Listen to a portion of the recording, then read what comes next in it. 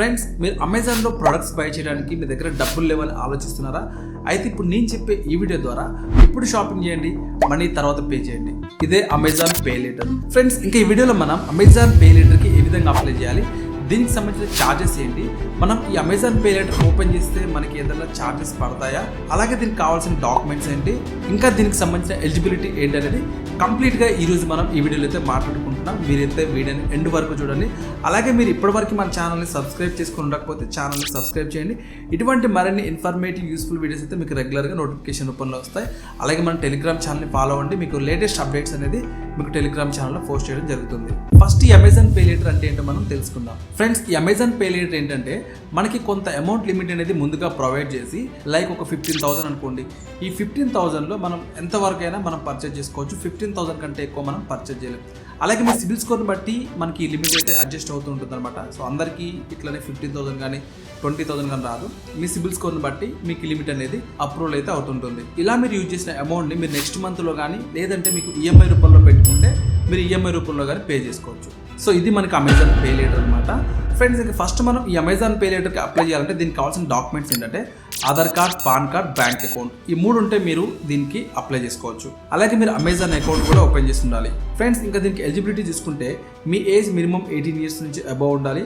అలాగే మీ శాలరీ వచ్చేసి మినిమం 15,000 ఉండాలి. అలాగే మంచి సిబిల్ స్కోర్ మీకు ఉంటే దీనికి మీరు ఎలిజిబుల్ అవుతారు. ఫ్రెండ్స్, ఇంకా దీంట్లో మీకు నో కాస్ట్ ఈఎంఐ ఉంటుంది. అంటే మీరు ప్రొడక్ట్ పర్చేజ్ చేసినప్పుడు మీకు ఎటువంటి ఇంట్రెస్ట్ అయితే వీళ్ళు మీ దగ్గర ఛార్జ్ చేయరు. మీరు ఎంత ప్రోడక్ట్ పర్చేజ్ చేస్తున్నారో అంత అమౌంట్ మళ్ళీ మీరు తిరిగి పే చేయాలి. ఒకవేళ మీరు టైంకి పే చేయకపోతే మాత్రం మీకు అక్కడ ఇంట్రెస్ట్ ఛార్జెస్ అయితే ఉంటాయి. ఆ ఇంట్రెస్ట్ ఛార్జెస్ ఏంటనేది మీకు వీడియో ఎండింగ్లో నేను చెప్తాను.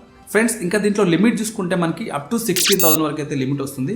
అంతకంటే ఎక్కువ లిమిట్ అయితే మనకి ఈ అమెజాన్ పే లేటర్ నుంచి అయితే రాదు. మీకు ఇంకా ఎక్కువ లిమిట్ కావాలి, నాకు 60,000 సరిపోదు అనుకుంటే మీరు బజాజ్ ఈఎంఐ కార్డ్ అయితే ట్రై చేయొచ్చు. సో దానికి సంబంధించిన ఒక డెడికేటెడ్ వీడియో చేశాను. ఆ వీడియో మీకు ఇక్కడ కార్డ్స్లో వస్తుంది. అలాగే కింద డిస్క్రిప్షన్లో కూడా లింక్ పెడతాను.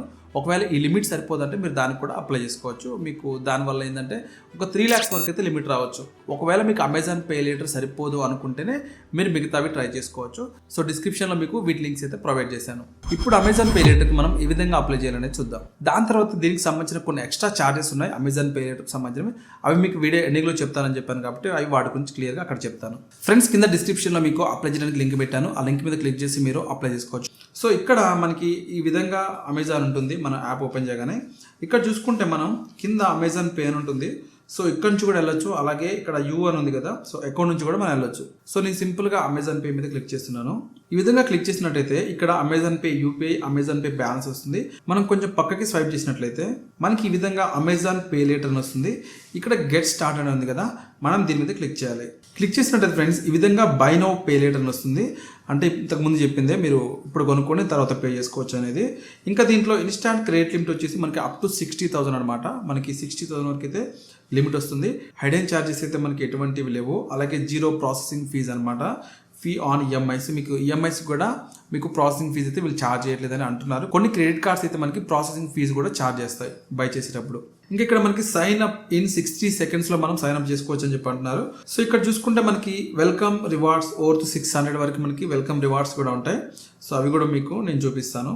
సో ఇక్కడ కొంచెం పైకి స్క్రోల్ చేసినట్టయితే మనకి ఇక్కడ అన్లాక్ రివార్డ్స్ అని ఉంది కదా, ఇక్కడ షాపింగ్ చేసినట్టయితే ఫ్లాట్ 50 మీకు క్యాష్ బ్యాక్ వస్తుంది. అలాగే పోస్ట్ పెయిడ్కి సంబంధించిన ఏదైనా మీరు బై చేసినట్టయితే మీకు 10% బ్యాక్ అప్ టు 175 రూపీస్ వరకు అయితే 10% వస్తుంది. ఇంకా కింద ప్రీపెయిడ్ రీఛార్జెస్కి మీకు 50 రూపీస్. అలాగే ఎలక్ట్రిసిటీ బిల్ పేమెంట్ చేసినట్లయితే అక్కడ కూడా ఫ్లాట్ 50 రూపీస్. అలాగే కింద డిటిహెచ్ రీఛార్జ్ చేసుకున్నట్లయితే మీకు ఫ్లాట్ 150 రూపీస్ బ్యాక్ వస్తుంది. అలాగే ఎల్పిజి గ్యాస్ కూడా 50 రూపీస్, ల్యాండ్లైన్కి సంబంధించిన దానికైతే 100 రూపీస్ అయితే వస్తుంది. ఇలా మీకు ఒక అప్ టు 600 వరకు అయితే సైన్ అప్ ప్రాసెస్ చేసినాక మీరు ఈ క్యాష్ బ్యాక్ అయితే తెచ్చుకోవచ్చు. ఫ్రెండ్స్, ఇంకా మనం ఇక్కడ అప్లై చేయాలంటే సింపుల్గా ఇక్కడ సైన్ అప్ ఇన్ 60 seconds అని ఉంది కదా, దీని మీద క్లిక్ చేయాలి. క్లిక్ చేసినట్టయితే ఈ విధంగా how to activate and claim offer అని ఉంది. సో ఇక్కడ ఎంటర్ పాన్ కార్డ్ డీటెయిల్స్, అలాగే ఆధార్ నెంబర్, ఓటీపీతో మనం ఈ సైన్ చేసుకోవాలి. సో దీనికోసం సింపుల్గా మనం ఇక్కడ కొంచెం పైకి స్క్రోల్ చేసినట్టయితే ఇక్కడ సైన్ అప్ ఇన్ 60 seconds అని ఉంది కదా, దీని మీద మనం క్లిక్ చేయాలి. క్లిక్ చేస్తే ఫ్రెండ్స్ ఇక్కడ ఎంటర్ డీటెయిల్స్ అని వస్తుంది. ఇక్కడ మొబైల్ నెంబర్ మనం ఎంటర్ చేసి కింద మనం ఫుల్ నేమ్ ఇవ్వాలి. ఇది కూడా యాజ్ పర్ పాన్ కార్డ్లో ఏ విధంగా ఉందో అదే విధంగా మీ ఫుల్ నేమ్ ఇవ్వాలి. తర్వాత మీ మొబైల్ నెంబర్ ఇచ్చి కంటిన్యూ మీద మనం క్లిక్ చేయాలి. ఈ విధంగా కంటిన్యూ మీద క్లిక్ చేయగానే ఇక్కడ మనల్ని ఫుల్ నేమ్ అడుగుతుంది. మీ ఫుల్ నేమ్ అయితే ఇవ్వండి. తర్వాత ఎంటర్ పాన్ కార్డ్ నెంబర్ అడుగుతుంది. సో మీ పాన్ కార్డ్ నెంబర్ ఏదైతే ఉందో అది ఎంటర్ చేసి ఇక్కడ డేట్ ఆఫ్ బర్త్ కూడా సెలెక్ట్ చేసుకోండి. డేట్, మంత్, ఇయర్ సెలెక్ట్ చేసుకొని ఇక్కడ టర్మ్స్ అండ్ కండిషన్స్ ఉంది కదా అగ్రీ దగ్గర, సో దీన్ని క్లిక్ చేసి అగ్రీ అండ్ కంటిన్యూ మీద క్లిక్ చేయండి. క్లిక్ చేస్తే ఫ్రెండ్స్ ఇక్కడ వెరిఫైడ్ డీటెయిల్స్ అని చెప్పి మనకి ఇది ఒక స్టెప్ అయితే అయిపోయింది. నెక్స్ట్ ఇంక ఇక్కడ ఎవల్యూటింగ్ ప్రొఫైల్ అని చెప్పి వస్తుంది. సో ఇక్కడ కూడా మనకి ఈ విధంగా ఓపెన్ అవుతుంది. ఇక్కడ కేవైసీ ప్రిఫరెన్స్ అని చెప్పి వస్తుంది. ఇక్కడ ఓటీపీ బేస్డ్ అనమాట. సో ఇక్కడ మీరు ఆధార్ కార్డ్ నెంబర్ ఎంటర్ చేసినట్టయితే మీకు ఒక ఓటీపీ వస్తుంది. ఆ ఓటీపీ ఇక్కడ ఎంటర్ చేసి మీరు ఏంటంటే అగ్రీ అండ్ కంటిన్యూ మీద క్లిక్ చేయాలి. ఈ విధంగా క్లిక్ చేసినట్టయితే మీ దగ్గర ఎవల్యూటెడ్ ప్రొఫైల్ కూడా కంప్లీట్ అయిపోతుంది. తర్వాత ఇక్కడ ఫైనలైజింగ్ క్రెడిట్ అని ఉంది కదా, సో ఈ స్టెప్కి వస్తాం మనం. ఇక్కడ చూసుకున్నట్టయితే మనకి congratulations your Amazon pay letter approved credit is 40,000 అని చెప్పి మనకు వస్తుంది. ఇంకొకటి ఏంటంటే ఈ లిమిట్ మీకు అప్రూవల్ అవ్వాలంటే మీరు అమెజాన్లో ఒక యాక్టివ్ యూజర్ అయి ఉంటే కూడా మీకు ఎక్కువ ఛాన్స్ ఉందన్నమాట లిమిట్ రావడానికి. సో ఈ విధంగా లిమిట్ వచ్చిన తర్వాత మీరు ఇక్కడ అగ్రీ అండ్ కంటిన్యూ మీద క్లిక్ చేయాలి. క్లిక్ చేసినట్టయితే ఫ్రెండ్స్ ఈ విధంగా మీకు అమెజాన్ పే లెటర్ సంబంధించిన లిమిట్ అయితే అప్రూవల్ అవుతుంది. ఫ్రెండ్స్ ఇంక ఈ అమెజాన్ పే లెటర్ మీరు తీసుకున్న తర్వాత దీనికి రీపేమెంట్ షెడ్యూల్స్ ఏ విధంగా ఉంటాయంటే మీకు June 1 నుంచి June 30 వరకు, అంటే ఈలోపు మీరు ఒకవేళ ఏదైనా పర్చేజ్ చేసినట్లయితే మీకు ఈ 1 మంత్ టైం ఉంటుందన్నమాట. ఎప్పుడైతే మీకు జూన్ కంప్లీట్ అయిన తర్వాత జూలైలోకి వస్తే మీకు ఫస్ట్ డే నాడు బిల్ అయితే జనరేట్ అవుతుంది. మీకు ఫస్ట్ డే నాడు బిల్ జనరేట్ అయితే మీరు 5th లోపు అయితే మీరు మనీ పే చేయాలి. సో ఇది మీకు షెడ్యూల్స్ అనమాట, మీరు ఎప్పుడెప్పుడు ఈ బిల్ పేమెంట్ చేయాలనేది. ఇంక ఇక్కడ మనం ఛార్జెస్ చూసుకున్నట్లయితే ఒకవేళ మీరు టైంకి మనీ పే చేయకపోతే మీకు స్క్రీన్ మీద కూడా చూడొచ్చు. ఇక్కడ మంత్లీ డ్యూ అమౌంట్ వచ్చేసి 200 కంటే తక్కువ ఉంటే మీకు 0 ఛార్జ్ అయితే వీళ్ళు ఛార్జ్ చేస్తారు, లేట్ పేమెంట్ ఫీజ్ అనేది.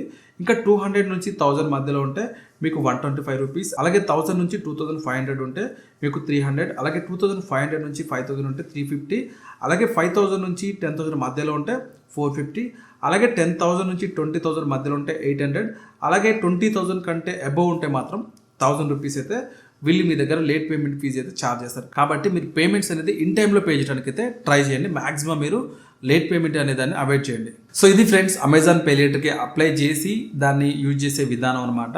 సో ఈ వీడియో ద్వారా మీకు అమెజాన్ పే లెటర్ అనేది ఏంటి, దానికి ఏ విధంగా అప్లై చేయాలి, ఎలా ఉపయోగించాలనేది మీకు అర్థమైంది అనుకుంటున్నాను.